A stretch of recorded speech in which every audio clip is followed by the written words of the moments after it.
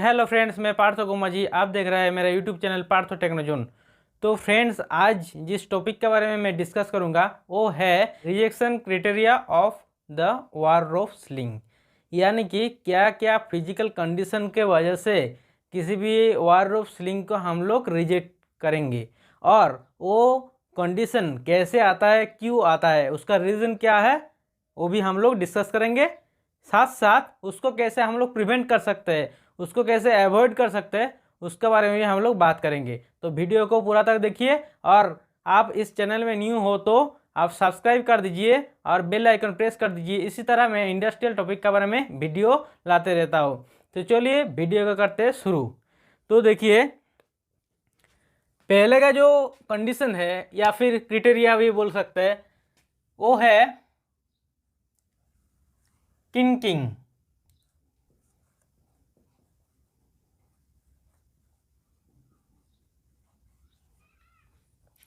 तो ये किंकिंग है क्या? जो हमारा वाररोप स्लिंग है, जब हम लोग किसी भी जो मटेरियल को लिफ्ट करते हैं, तो लिफ्ट करने का दौरान जो हमारा मटेरियल का एंड होता है, उसका जो एज होता है, तो एज शार्प एज की वजह से एक किंकिंग होता है। मैं यहाँ पे एक तो फोटो दे रहा हूँ, फोटो में आप देख सकते हैं किसको किंकिंग बोलता है। मतलब जो वाररोप स्लिंग है वो मुड़ जाता है, मुड़ जाना, ठीक है, उसको किंकिंग कहते हैं। ठीक है, तो इसको कैसे हम लोग प्रिवेंट कर सकते हैं? तो इसको प्रिवेंट करने के लिए हम लोग को क्या करना होगा, जब जो किसी भी मटेरियल हम लोग लिफ्ट कर रहे हैं, उसको शिफ्ट कर रहे हैं, तो उसी दौरान हम लोग को अच्छा से पैकिंग देना पड़ेगा। ठीक है, जो मटेरियल और लिफ्ट जो सीलिंग है, तो सीलिंग और मटेरियल का बीच में अच्छा से पैकिंग देना पड़ेगा, तब जाके इसको हम लोग प्रिवेंट कर सकते हैं। ठीक है, उसके बाद सेकंड जो पॉइंट आएगा वो है crushing.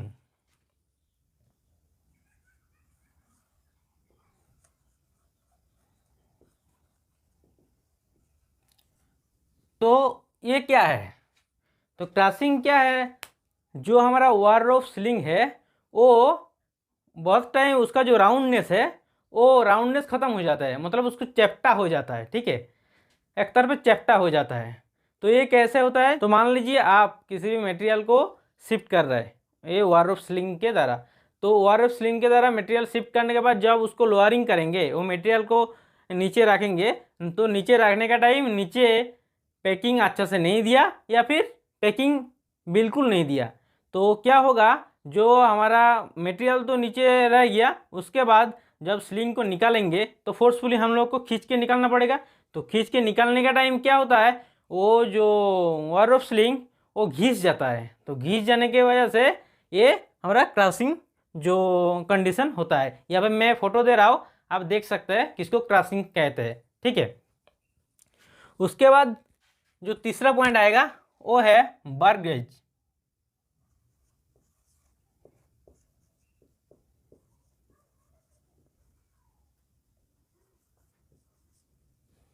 Bird cage, bird cage. ठीक है, तो जो बर्ड केज कंडीशन है, तो ये क्या है? तो वाररोप स्लिंग कैसे उसको मैन्युफैक्चर किया जाता है वो पहले समझिए। जो वाररोप स्लिंग है उसका सेंटर में रहता है उसका कोर, और कोर का पूरा साइड में हमारा रहता है स्ट्रैंड, स्ट्रैंड लेपिंग रहता है। ठीक है, तो यहाँ पे जो हम लोग ब्रिज गेज बोला, तो ब्रिज गेज का जो कंडीशन है, ब्रिज गेज का कंडीशन होता है जो स्ट्रैंड है, स्ट्रैंड का जो रोप है, जो वार रोप है, वार, तो वार फैल जाता है, उस वो निकल जाता है, तो उसको हम लोग ब्रिज गेज कहते हैं। यहाँ पे मैं फोटो दे रहा हूँ, फोटो से आप आसानी से पहचान सकते हैं किसको हम लोग बर्ड गेज कहते हैं। ठीक है, उसके बाद जो आएगा वो है कोर फेल्योर।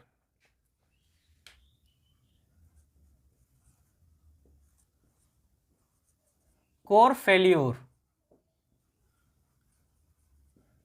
तो कोर फेल्योर ज़्यादातर जो हमारा मैं तो बोला है जो वाररोप स्लिंग होता है, तो उसका सेंटर में कोर रहता है और उसका ऊपर जो उसका स्ट्रैंड है वो लेपिंग रहता है। तो कोर जब डैमेज हो जाएगा तो हम लोग वो वाररोप स्लिंग डायरेक्ट रिजेक्ट कर देंगे। ठीक है, तो ये हो गया हमारा कोर फेल्योर। फिर 5 नंबर में आ जाएगा कोर ओपन। Core open. फिर ये क्या है, देखिए कोर फेल्योर तो अलग हो गया, जो कोर है वो फेल्योर हो गया, वो डैमेज हो गया, ठीक है। और कोर जो ओपन है, इसका मतलब जो हमारा वायर ऑफ स्लिंग है उसका सेंटर में कोर है, बाकी उसका ऊपर लेपिंग रहता है स्ट्रैंड का। जब स्ट्रैंड फैल जाता है तो हम लोग विजुअली ऐसा ही देख पाएंगे कोर को, लेकिन कोर तो देखना नहीं चाहिए, कोर तो सेंटर में रहता है। जब हम लोग कोर को देख पाएंगे तब वो जो वायर ऑफ स्लिंग है उसको हम लोग रिजेक्ट करेंगे, रिजेक्ट घोषित करेंगे, ठीक है। उसके बाद 5 नंबर हो गया। फिर 6 नंबर में आ जाएगा डैमेज फिटिंग।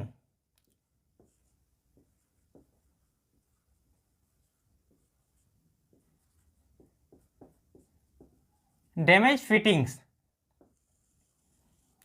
तो जो वायर ऑफ स्लिंग होता है उसका दोनों एंड में आई टाइप का होता है, आप देखा ही होगा, यहाँ पे मैं फोटो भी दे रहा हूँ, आप देख लीजिए। जो आई होता है तो उसमें फेरुल रहता है, तो फेरुल क्रैक हो जाएगा या फिर मान लीजिए वो फेरुल बैंड हो गया, तो उसी टाइम हम लोग वो जो वायर ऑफ स्लिंग है उसको रिजेक्ट घोषित करेंगे, ठीक है।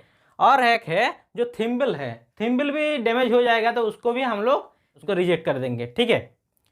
तो ये हो गया। फिर 7 नंबर में आ जाएगा डाया रिडक्शन,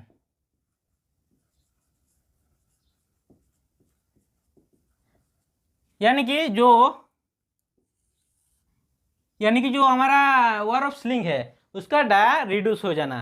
तो हमारा जो वायर ऑफ स्लिंग का डाया रिड्यूस हो जाएगा तो उसको हम लोग रिजेक्ट करेंगे, लेकिन कितना रिड्यूस होने से हम लोग वायर ऑफ स्लिंग को रिजेक्ट करेंगे वो भी तो बात है। तो जो हमारा नॉमिनल डाया है, वायर ऑफ स्लिंग का नॉमिनल डाया जितना होगा उसका 5% रिड्यूस हो जाएगा तो उसको हम लोग उसको रिजेक्ट कर देंगे, ठीक है। तो मान लीजिए आपका जो वायर ऑफ स्लिंग आप काम कर रहे हैं उसका डाया 20 mm, तो 20 mm आपका वायर ऑफ स्लिंग का डाया है 20 mm, तो इसका 5% कितना होगा, 5/100, 5/100 यानी कि 1 mm। तो 20 mm का जो हमारा वायर ऑफ स्लिंग है उसमें 1 mm घट जाएगा, 1 mm रिड्यूस हो जाएगा, मतलब 19 mm तक हम लोग यूज कर सकते हैं। 19 mm से कम हो जाएगा तो वो वायर ऑफ स्लिंग हम लोग रिजेक्ट करेंगे, ठीक है। फिर 8 नंबर का जो पॉइंट है वो है विजिबल ब्रोकन वायर।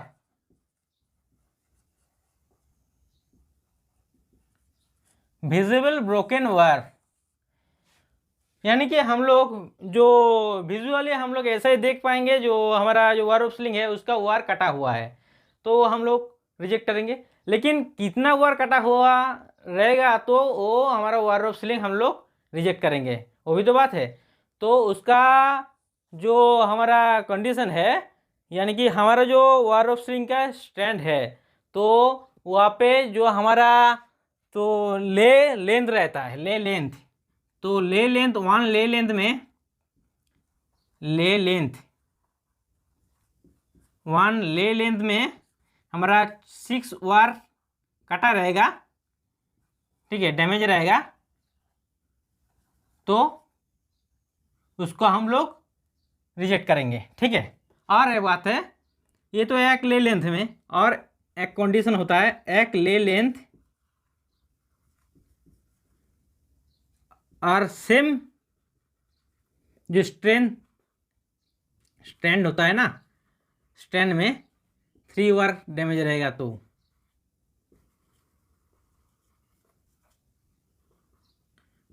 तो वो भी हम लोग रिजेक्ट करेंगे। तो जो हमारा ले लेंथ है, ये ले लेंथ जो है किसको ले लेंथ कहते हैं, तो मान लीजिए आप ये एक तो वायर ऑफ स्लिंग है, ठीक है, यहाँ पे मैं फोटो भी दे रहा हूँ, फोटो में भी देख सकते हैं।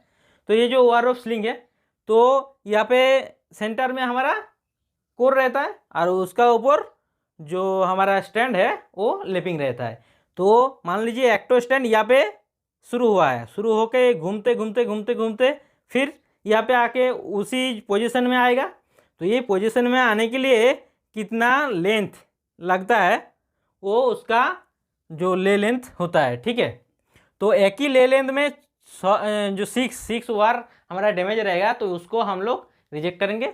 और एक जो कंडीशन होता है, एक ही ले लेंथ तो होगा, एक ही ले लेंथ में एक ही सेम स्ट्रैंड में 3 टो हमारा वार ऑफ स्लिंग 3 टो वार कटा रहेगा तो उसको भी हम लोग रिजेक्ट करेंगे। ठीक है, उसके बाद 9 नंबर में आएगा कोरोजन।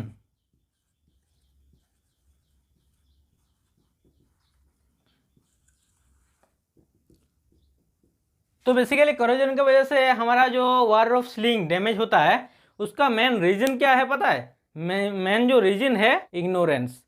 यानी कि आप किसी जगह में काम कर रहे हो, काम करने के बाद जो काम हो गया उसके बाद जो वार ऑफ स्लिंग है वो वहाँ पे छोड़ के आ गया, ठीक है, अच्छा से नहीं रखा, तो क्या होगा उसमें मिट्टी के कांटेक्ट में आएगा, तो जो हमारा मिट्टी सॉइल का कांटेक्ट में आएगा, फिर वेदर कंडीशन में भी हमारा कोरोजन होता है। ठीक है, तो इसको प्रिवेंट करने के लिए हम लोग को क्या करना पड़ेगा? कुछ नहीं, अच्छा से रखना पड़ेगा। हमारा स्टैंड है तो स्टैंड में हम लोग वो हैंगिंग करके रख दिया, काम हो गया, हैंगिंग करके रख दिया वार ऑफ स्लिंग।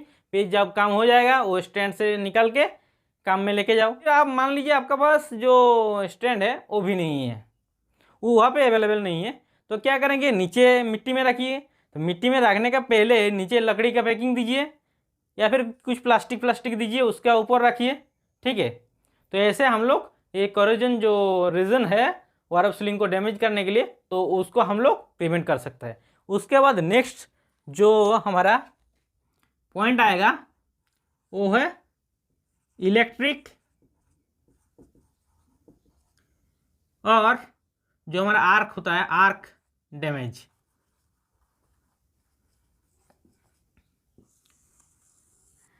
यानी कि जो वार ऑफ स्लिंग है वो डायरेक्ट इलेक्ट्रिक पावर का कांटेक्ट में आ जाएगा, तो क्या होगा? उसमें स्पार्क होगा, तो स्पार्क होगा तो हमारा वो वार ऑफ स्लिंग का जो वार है वो काट जाएगा। ठीक है, तो उसी टाइम हम लोग वो जो वार ऑफ स्लिंग उसको रिजेक्ट घोषित करेंगे। और एक बात है जो आर्क है, आर्क डैमेज। आर्क डैमेज क्या है? हमारा जो इंडस्ट्री में आर्क वेल्डिंग होता है, तो आर्क वेल्डिंग का टाइम मान लीजिए किसी ऊपर में बीम में या बीम कॉलम में आपका वेल्डिंग का कुछ प्रोजेक्ट का काम चल रहा है और नीचे आपका वार ऑफ स्लिंग रखा हुआ है, तो उसमें ऊपर में वो वेल्डिंग कर रहा है, वेल्डर वेल्डिंग कर रहा है और उसका जो स्पार्क है वो नीचे आ रहा है, तो नीचे आने का वजह से वो जो वार ऑफ स्लिंग का जो वार है वो डैमेज हो जाएगा। तो उसी टाइम भी हम लोग ऐसा कंडीशन होगा तो हमारा जो वार ऑफ स्लिंग है उसको हम लोग रिजेक्ट करेंगे। ठीक है, इसको प्रिवेंट कैसे करते हैं? प्रिवेंट करने का एक ही तरीका है, काम करिए, काम करने के बाद जो वार ऑफ स्लिंग है वो अच्छा से रखिए, एक ही जगह में रखिए, जो स्टैंड बना हुआ है उसमें रखिए। फिर जब आपका ज़रूरत पड़ेगा वो स्टैंड से लेके जाइए, आपको आसानी से मिल भी जाएगा। ऐसा होता है कि कभी कभी आपका जो काम होता है, काम का टाइम आपको वार ऑफ स्लिंग नहीं मिलता है, काम किया फिर किसी जगह में फेंक के रख दिया, तो एक ही जगह में आप रखिएगा, तो जब जो इमरजेंसी काम पड़ेगा तो जल्दी आपको मिल भी जाएगा। ठीक है, तो ये इसका एक तो बेनिफिट भी है। उसके बाद देखिए हीट डैमेज।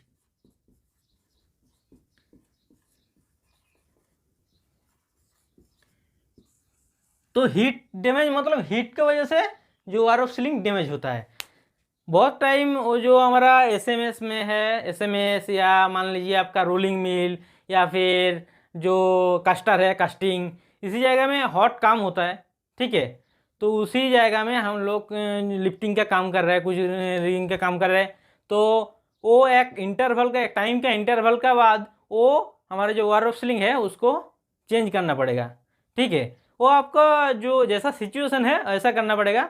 आपका नॉर्मल काम कर रहे हो तो आपको ज़्यादा दिन आप यूज कर सकते हैं, और हॉट जगह में काम कर रहे हो तो आपको जल्दी एक तो इंटरवल के बाद वो जो वार ऑफ स्लिंग है उसको रिजेक्ट करके नया यूज करना पड़ेगा, नहीं तो एक्सीडेंट हो सकता है। ठीक है, वार ऑफ स्लिंग टूट जाएगा तो एक्सीडेंट होगा। तो ये जो क्राइटेरिया कंडीशन में बताया वो आपको इन्फॉर्मेटिव लगा है तो वीडियो को शेयर कर दीजिए ज़्यादा से ज़्यादा, और सब्सक्राइब नहीं किया तो सब्सक्राइब करके बेल आइकन प्रेस कर दीजिए इसी तरह इंडस्ट्रियल टॉपिक के बारे में जानकारी लेने के लिए। और कमेंट बॉक्स में बताइए कौन सा टॉपिक के ऊपर अभी वीडियो चाहिए, नेक्स्ट जो वीडियो वो कौन सा टॉपिक के ऊपर चाहिए। तो थैंक्स फॉर वॉचिंग, मिलते हैं नेक्स्ट वीडियो में। जय हिंद।